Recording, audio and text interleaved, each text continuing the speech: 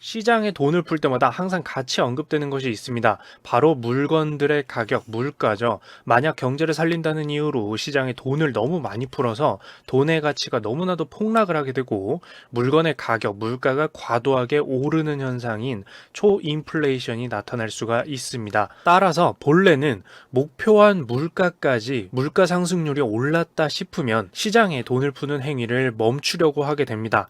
이때 국가의 중앙은행은 물가를 항상 예의주시하면서 물가가 집계되는 순간 어느 정도, 예를 들어서 물가 상승률이 2%가 목표였는데 2% 상승률을 보였다라고 하면 시장에 푸는 돈을 서서히 멈추거나 하는 조치를 취하기 시작합니다. 최근 집계에서 목표로 한 물가 상승률이 달성이 되면 물가 폭등에 대비해서 경제 활성화 정책을 멈추기 시작했었다라고 생각을 해보면 되겠죠. 이때 그 목표로 하는 물가라는 게 물가 목표예요. 그런데 평균 물가 목표제는 무엇일까요? 평균과 물가 목표제를 떼어서 생각을 해봅시다.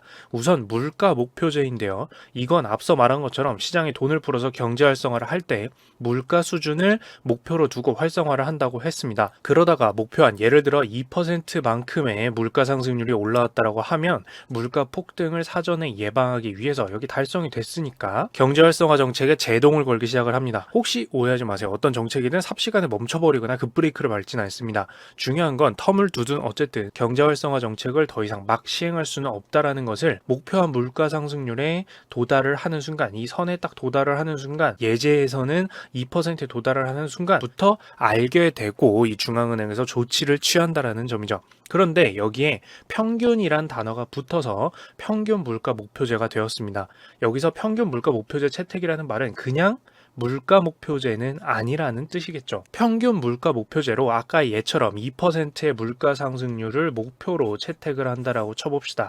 그러면 물가가 2%를 딱 넘는 그 순간 시장에 돈을 푸는 행위를 멈추고 시장이 과열돼서 물건 가격이 계속 오르는 것을 막기 시작하는 것이 아닙니다. 말한 것처럼 평균을 보는 것이기 때문에 일정 기간 동안 물가의 평균이 2%를 넘어야 경제 활성화 정책 등을 멈추기 시작한다는 것이죠.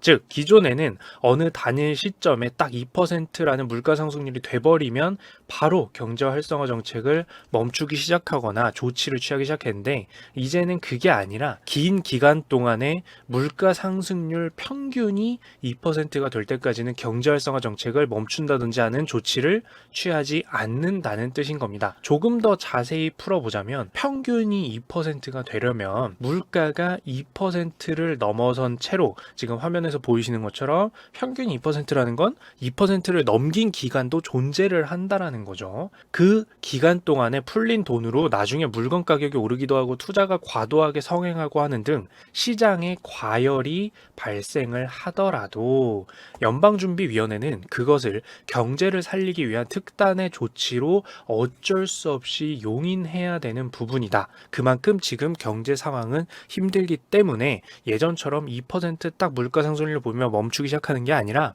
2% 물가 상승률이 넘어가는 기간이 좀 나오더라도 지금은 돈을 그만큼 풀어야 된다라고 해서 그냥 물가 목표제가 아니라 평균 물가 목표제를 채택한다라는 말이 됩니다.